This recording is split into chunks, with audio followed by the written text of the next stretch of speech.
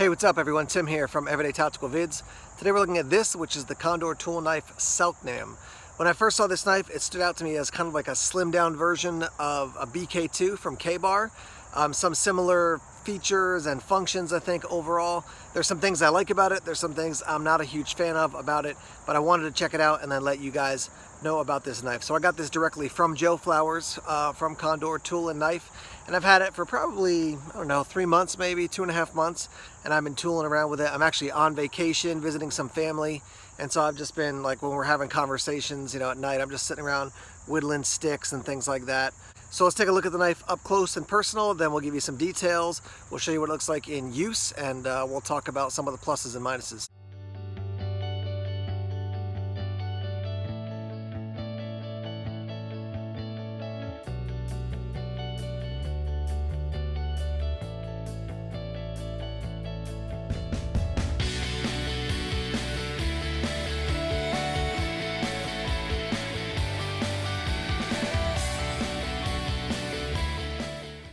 So 5.12 inches for the blade, 4.73 for the handle, overall length just under 10 inches at 9.85 inches.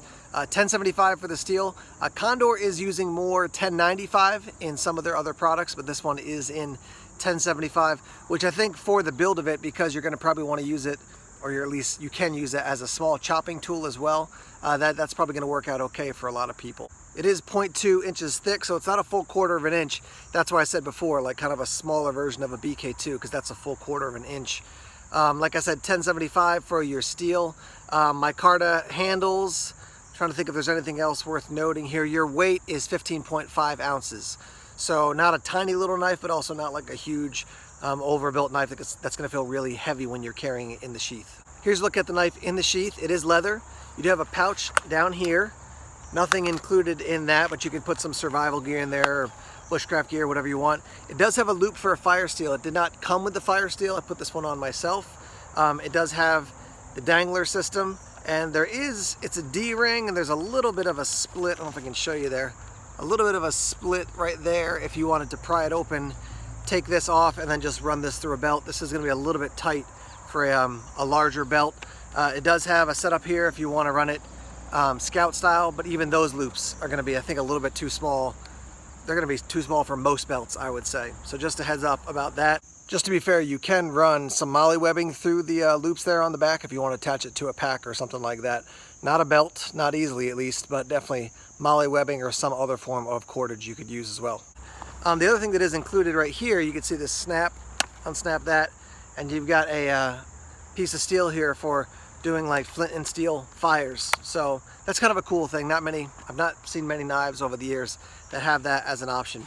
It is leather, so as you, if you want to make it tighter or looser, you can dampen the leather and then, reset it basically, however you want to set that up.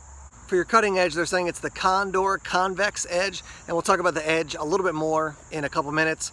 You do have a pretty aggressive pommel there for smashing and crushing. You do have a divot there for a bow drill, which I've said this before, but if you've never used a bow drill divot for like your handhold here, that's built into another object as opposed to going out and carving a piece of wood for that, it can make a huge difference. Just makes the whole process a lot easier.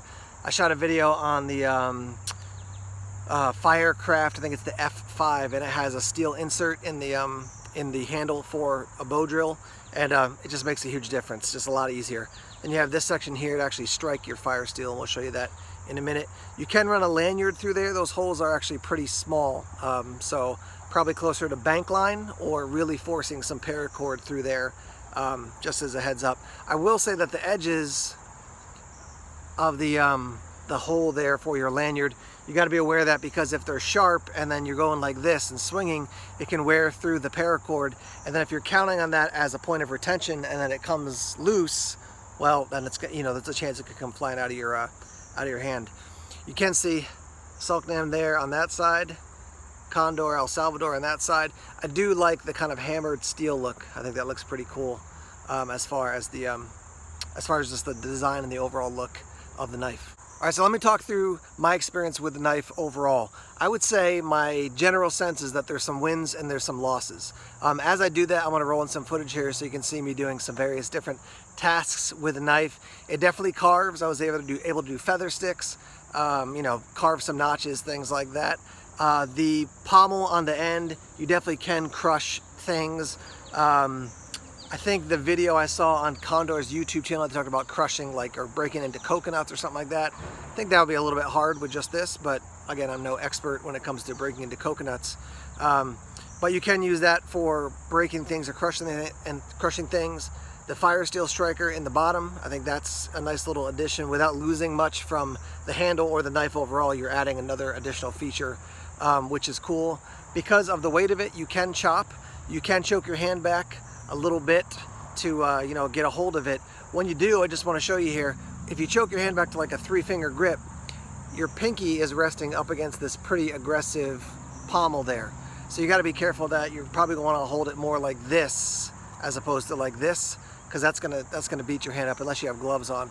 So I would hold it maybe like this with your pinky away, or just choke up a little bit more and get a little bit more of that free, your hand is freely moving as you're chopping there. So yeah, let me talk about the two main things that stood out to me, which is that overall it performed the tasks. The one question I had about it when I got it was the edge. And this seems to be a question that a lot of people have about Condor knives when they get them, is that they say the edge isn't sharpened to where they want it to be. I would say that was true with this one. Now, I did get this from somebody who had previously used it, and so it might have been worn down a little bit. But I would, you know, Condor, if you guys are listening, I know a lot of people like your knives. I would just spend a little bit more time getting those edges really nice and really sharp when you ship them, and you'll have a lot of people very happy. I worked this on a stone for a while. I prefer a sharpening rod, but all I had was a stone. I got it sharper, still not as sharp as I want it to be, but it's definitely better. But that's an issue when people get a knife and they feel like, I get it, and I'm not just touching the edge up, but I got to get it and really move into sharpening it. Then that's kind of a challenge for some people. And I get that. I understand that. I want to get a knife and be ready to rock and roll with it pretty much out of the box. So that's one thing. The second thing is where the jimping is here. I mean, this is similar to some Tops knives. Just not a huge fan of that aggressive jimping right there. What I can tell you is because of where the handle is, I was able to put my thumb up here beyond the jimping and do some of those push cuts without it hurting my hand. So that's definitely a win, that there's no issues with that. Overall, the handle, like I said, it's comfortable. Even with that bow drill divot, it wasn't like it was falling in a weird place. Now, one thing I can tell you is that as I hold the knife like this, you can see the amount of space between my hand and then where the blade is going to start. I tend to want to choke up like this on a knife to cut. I just want my hand as close as I can get to the blade to do more detail work, I would say, overall, unless I'm really, you know, my hand choked back for chopping. So I'd like to see the handle just a little bit longer, or the blade come back, the cutting edge brought back a little bit closer to where the handle is. That's just my general experience. It does feel like when I hold it like I want to hold it with the handle, the blade I don't say it's too far, but it's further out than I would like it to be. So that's just part of my experience. I'm still able to do those cuts, but my hand is more fatigued like this when I'm doing cuts than if the handle came up and it was right up like this. So that's a change I would make in the future. Just bring that thing back, I don't know, 1/4 of an inch, 1/2 inch, whatever it is. That would just work better for me. I'd like to say a little bit more of not a choil, but a little bit more of a finger guard as opposed to just kind of swinging down. I'd like to see it come back a little bit more. In addition to the sharpness of the edge, one thing that people have mentioned about Condor knives is even having some kind of dips and rises in the blade. I saw a very little bit here at the end. I feel like it kind of has a slight dip up, but that could be from my sharpening. I'm not the best person when sharpening with a stone. This one overall seems pretty good. Even as I'm looking at it now, there's no like major issues. Would I recommend this as a survival knife, bushcraft knife? Got some weird bug here on my hand. Yeah, I would. I mean, if you like the style of this and it's about the size you want, and those things that I've pointed out aren't big issues for you, then rock and roll. It didn't totally bomb by any means. It did quite well in the tasks. For me, when I think about what Condor has to offer, there are other knives I would choose over this one. The Crotalus I really like. The Garuda I really like. Those are two knives that jump out to me as like really good overall woods knife, survival knife, camping knife. Again, I think those guys are both in 1075, not 1095. And they even have a couple newer knives that I've liked quite a bit. So from their newer knives, I would put this in the like pretty good to good category, but some of the other ones that came out, I liked more, honestly. So this one has been fun to check out, but I'll probably pass this on to somebody else, you know, let them give take a go at it and tell me what they think about it. Like I said, some wins, some losses. Overall, a good knife, but doesn't fall into the great category for me here. From Condor, I think they got some other options that are better out there. Now, if you like this knife but you want something smaller, the Toki is 4.73 inches for your blade. So you're talking about 1/4 of an inch smaller, a little bit more compact, but very, very similar style overall. One thing I did like about this was the leather sheath. I just think it's very cool, and that they've added a different feature in. Like most leather sheaths, like here's a loop for your fire steel, that's it. This one has a loop for that, a pocket, and the option to put your striker for your flint and steel, which I think that's kind of a cool feature to have that in the sheath.